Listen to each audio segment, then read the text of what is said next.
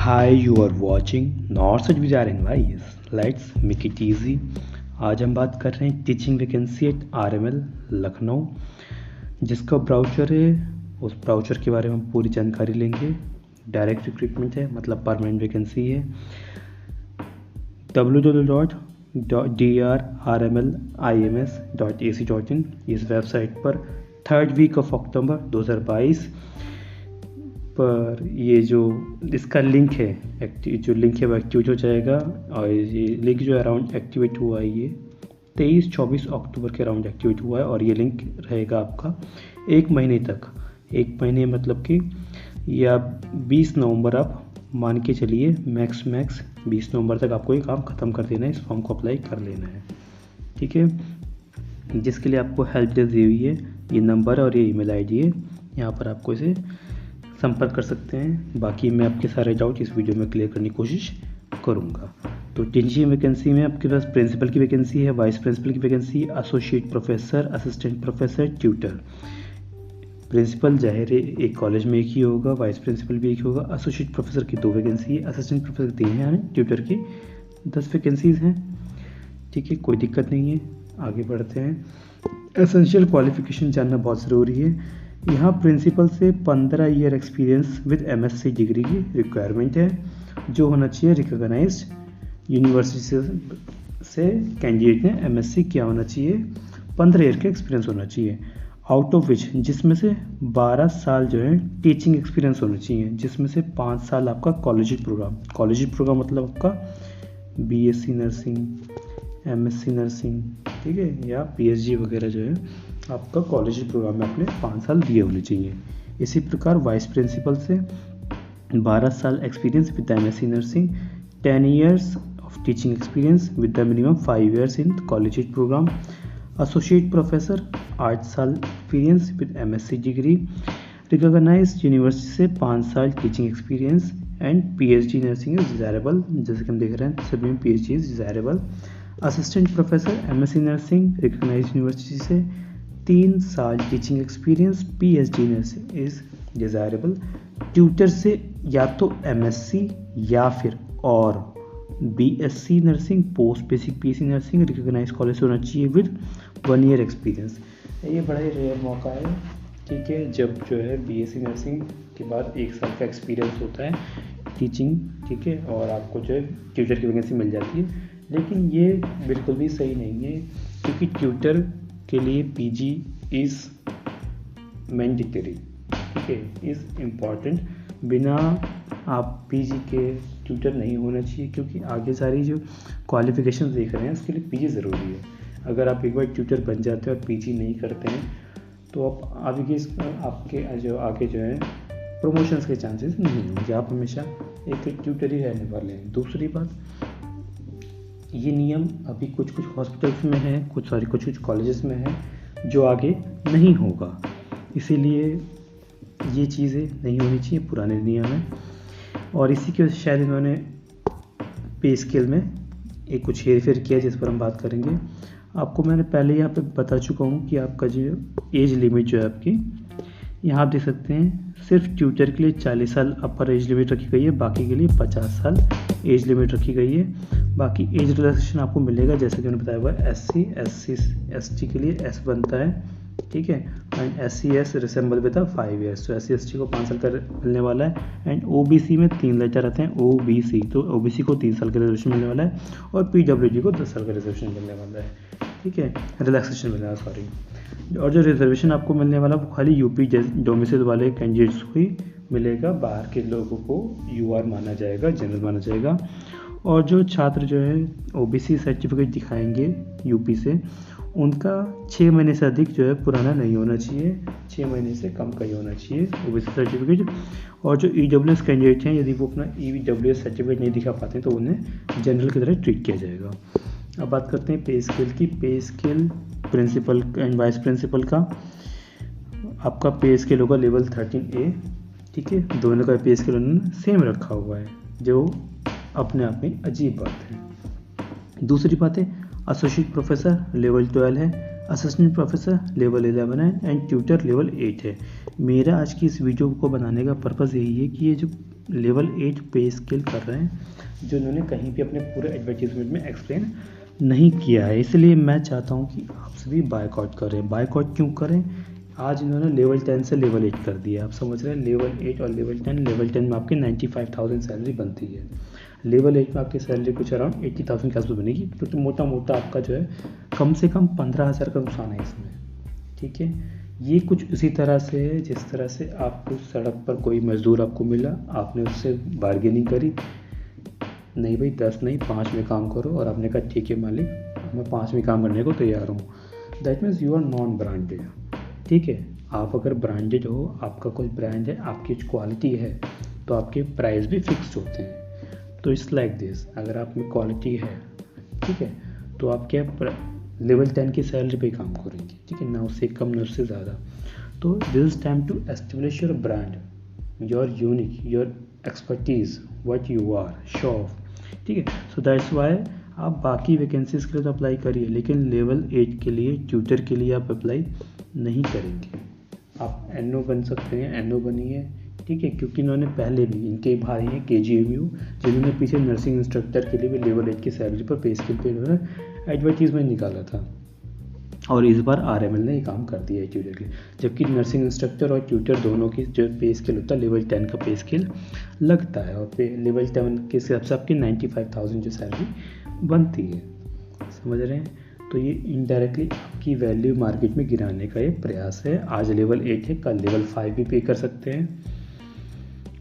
और यदि आप समझते हैं कि आपका कुछ जिम्मेदारी अपने प्रोफेशन के प्रति बनती है, तो आपको नर्सिंग ट्यूटर मतलब लेवल 10 पे ही पे काम करना चाहिए। यदि उसके अलावा अगर ये कम पे कर रहे हैं, तो आपको इन्हें ठेंगा दिखाना चाहिए, बायकॉट करना चाहिए, इनका पुरजोर विरोध करना चाहिए। आपको ये फॉर्म ट्यूटर वैकेंसी के लिए तो अप्लाई नहीं करना चाहिए। That is only today's my purpose to make this video. ठीक है, बाकी बात कर लेते हैं एप्लीकेशन की, जो नॉन रिफंडेबल है। चार्जेस हैं इनके 1000 रुपये UR से, 1000 रुपये इनके EWS OBC से, 600 रुपये SC ST से, और PWG से कोई छूट, मतलब पूरी छूट है, कोई फीस नहीं ली गई है। बाकी GST लगाया है इन्होंने, GST लगा के सैलरी मतलब चार्जेस आपको दिख जा रहे हैं, तो उसमें बताने वाली कोई बात नहीं है। अब बात करते हैं किस प्रकार से आपका सिलेक्शन होगा। मोड ऑफ सिलेक्शन 1 and 2 मतलब कि प्रिंसिपल एंड वाइस प्रिंसिपल क्या होगा, ओनली ये इंटरव्यू बेसिस पे होगा। हाँ जी, इंटरव्यू में आपने कहाँ से PG किया है, आप किसके जानकार हैं, आप किसके लिए अप्रोच लेके आए हैं, आपका सिलेक्शन हो जाने वाला है, तो कोई बड़ी बात नहीं है। नेक्स्ट 3, 4, 5 जो आपके प्रोफेसर लोग हैं और ट्यूटर लोग हैं, उनके लिए रिटर्न टेस्ट होगा, फिर बाद में इंटरव्यू होगा। रिटर्न टेस्ट होगा, रिटर्न टेस्ट में आपका क्या होगा, MCQ होंगे, MCQ 80 होंगे, जिसको करने के लिए आपको 100 मिनट मिलेंगे। 80 MCQ में हर एक MCQ आपका 1 नंबर का होगा, जिसमें 25% मतलब कि 0.25 मार्किंग जो है नेगेटिव मार्किंग होगी। इसके बाद तो जब पास कर लेंगे तो 1:5 के रेशियो में, मतलब कि 10 ट्यूटर हैं तो 50 कैंडिडेट्स को बुलाया जाएगा। ठीक है, जिसके 20 मार्क्स होंगे इंटरव्यू के। तो वहाँ भी आपको मोस्ट प्रोबेबली यही सवाल पूछे जाएंगे, आपने PG कहाँ से किया, आपने डिग्री कहाँ से ली है, कितना फेवर आप लाए हैं। ठीक है, वो सब ऐसे बातें हैं, फाइनल मेरिट आपकी बनेगी। और इस तरह से, इसीलिए मैं साथ में ये भी रिकमेंड करता हूँ कि इंटरव्यू सिस्टम भी बंद करना चाहिए। प्रिंसिपल हो या डायरेक्टर हो, डीन हो, हर एक पोस्ट के लिए आपके पास सेट्स ऑफ क्वेश्चंस होने चाहिए। You must have these things. कोई फेवर नहीं, कोई अप्रोच नहीं, कोई पहुंच नहीं, सीधा आप एग्ज़ाम दीजिए, क्लियर करिए एंड गेट योर जॉब। चाहे आप हायर पोस्ट के लिए हो, चाहे आप लोअर पोस्ट के लिए हो। ये चीज़ जब आएगी तभी हमारा सिस्टम बेहतर बनेगा, प्रोफेशनल एडवांसमेंट आएगी। कुछ इंस्ट्रक्शंस है नॉर्मल सी, जिन्हें आप देख लेने चाहिए। ठीक है, जैसे बाकी आपको पता ही है कि जितनी भी इन्फॉर्मेशन आपको ऐसे वैसे ईमेल से बताई जाएगी। छात्र ही रेस्पॉन्सिबल होगा, जो भी टीचर्स अप्रोच कर रहे हैं, क्वालिफिकेशन हो रहे हैं, यदि आप नहीं चेक कर रहे ध्यान से तो आप उसके लिए खुद रेस्पॉन्सिबल होंगे। कैंडिडेट में भी allowed for the online provisionally subject to verification of original document. तो जब कैंडिडेट को कहा जाएगा भाई आपको ऑनलाइन डॉक्यूमेंट लाने हैं, ऑफलाइन लाने हैं, आपको लाने हैं, ठीक है, वो कैंडिडेट जिनका जो क्वालिफिकेशन पेंडिंग है, हाँ जी मेरा PG चल रहा है, मेरा PhD चल रहा है, तो इस तरह से आपको एंटरटेन नहीं किया जाएगा, आपको जो है डिस्क्वालीफाई किया जाएगा। फ्रेश एप्लीकेशन जो है वही स्वीकारे जाएंगे, जो पुराने एप्लीकेशन है उन्हें स्वीकारा नहीं जाएगा। किसी भी स्टेज पे यदि कोई भी डाटा जो है सप्रेस किया जाता है, मिस इंटरप्रेट किया जाता है, तो कैंडिडेचर कैंसिल कर दिया जाएगा। Candidate will have to produce a hard copy, जैसे भी मंगाएंगे ऑनलाइन ऑफलाइन कहीं भी कहाँ भी आपको लेके पहुँचाना है। Candidate are directed to preserve the information, ठीक है, आपको जो इन्फॉर्मेशन जो देनी होगी चाहे सॉफ्ट कॉपी या हार्ड कॉपी में, जैसे कि रजिस्ट्रेशन, ठीक है, या फीस जो आपने सबमिट की है, पेमेंट की है, फाइनल सबमिशन किया है, वो सब आपको जो है जमा करनी है। ऑनलाइन एप्लीकेशन जो आप करेंगे, ठीक है, तो आपको वहाँ पर मोबाइल नंबर और ईमेल आईडी देनी होगी, जिसके थ्रू आपको कम्युनिकेशन होगा। हेल्पलाइन के लिए वही नंबर आपके और ईमेल आईडी, जहाँ से आपको कोई रिप्लाई कभी मिलता नहीं है, घंटी बजती कोई फ़ोन उठाता है नहीं। ये RML और KGMU वाकई आउट ऑफ ट्रैक चल रहे हैं, इनका बायकॉट करना चाहिए नर्सिंग ट्यूटर और नर्सिंग इंस्ट्रक्टर की पोस्ट के लिए। मैं इनको पीछे देख रहा हूँ, पिछली 2 वैकेंसी उन्होंने जब से निकाली है, तो इस मामले में सैलरी के उन्होंने कम पे कर रहे हैं।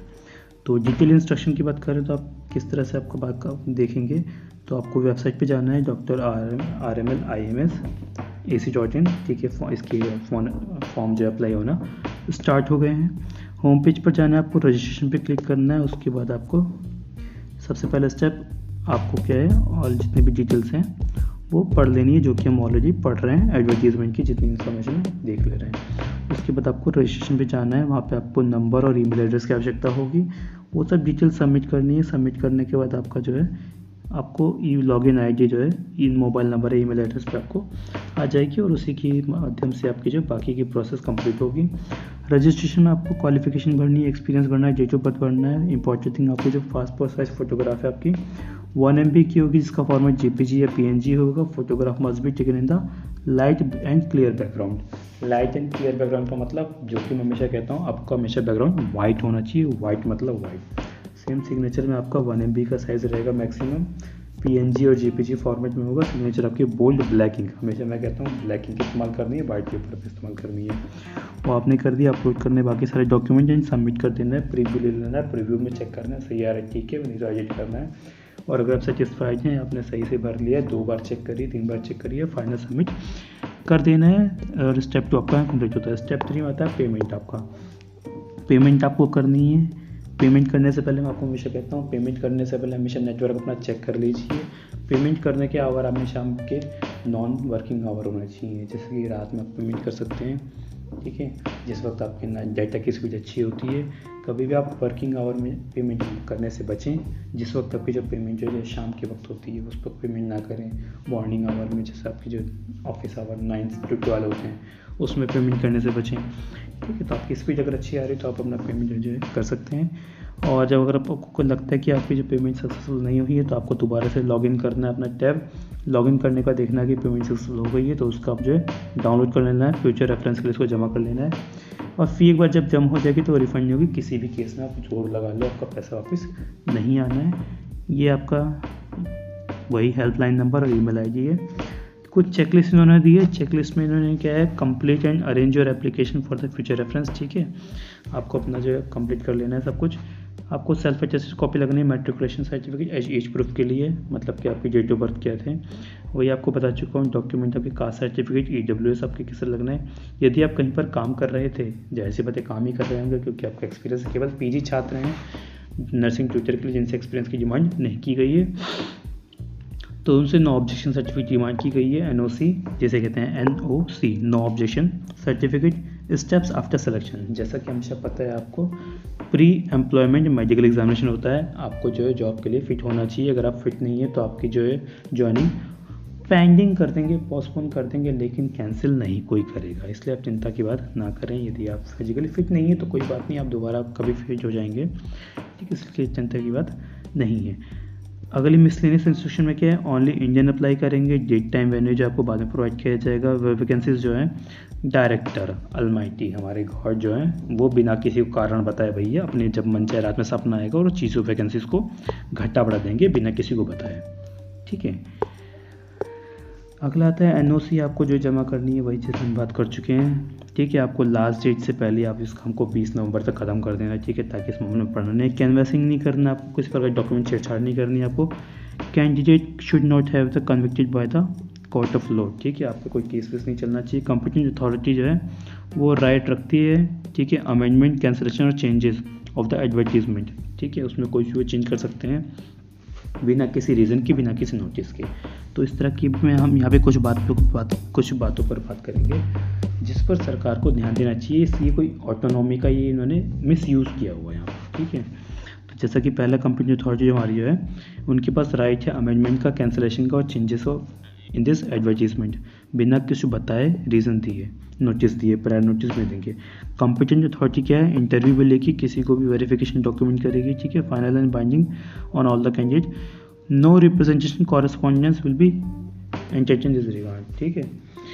तो ये जो है इसमें जो इनको मन करेगा जिस मनचाहे को व्यक्ति को ले लेंगे। इंटरव्यू का मतलब ही कुल मिला के यही होता है, जो अच्छा पैसे इनको भर देगा उसका ज्वाइनिंग हो जाएगा, बाकी भैया आप कुछ नहीं कर सकते, ठीक है।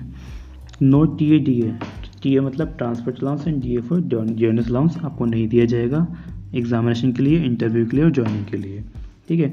नंबर ऑफ सीट जो है वही डायरेक्टर साहब के ऑर्डर पे घटाई बढ़ाई जाएगी, आप इसमें कुछ नहीं कर सकते, ठीक है। वही आप यदि कैंडिडेट अपना कोई डाटा छुपाता है तो जो है आपका कैंडिडेचर ये कैंसिल कर सकते हैं।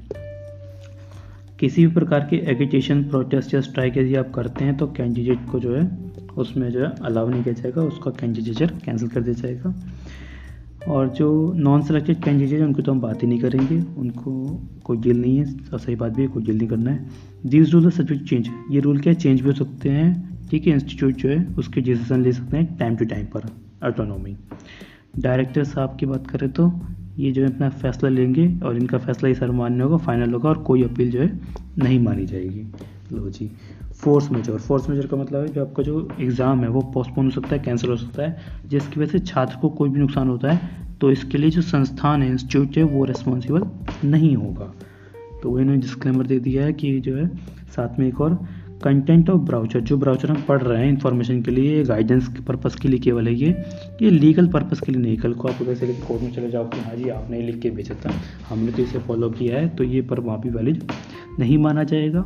ऑल्दो एवरी प्रिकॉशन ली गई है, लेकिन फिर भी यदि कोई प्रिंटिंग एरर मिलती है तो उसके लिए संस्थान रिस्पॉन्सिबल नहीं होगा।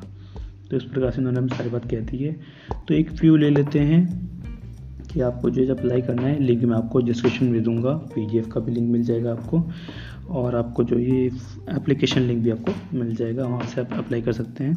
यहाँ पे आपको अपना इस जब खोलेंगे कुछ इस तरह का इंटरफेस आपको मिल जाएगा। आपको पोस्ट सेलेक्ट करनी है, कौन सी पोस्ट सेलेक्ट करनी है आपको पता है, सारी पोस्ट सेलेक्ट करनी है। आप प्रिंसिपल के लिए, वाइस प्रिंसिपल के लिए, एसोसिएट प्रोफेसर के लिए, असिस्टेंट प्रोफेसर के लिए, लेकिन ट्यूटर के लिए अप्लाई आप नहीं करेंगे क्योंकि आपको बात करना है, विरोध करना है, लेवल 8 पर काम नहीं करना है, लेवल 10 देंगे तभी हम काम करेंगे। फिर भी कोई डाउट रहता है तो please ask in comment section. Thanks for watching, signing off.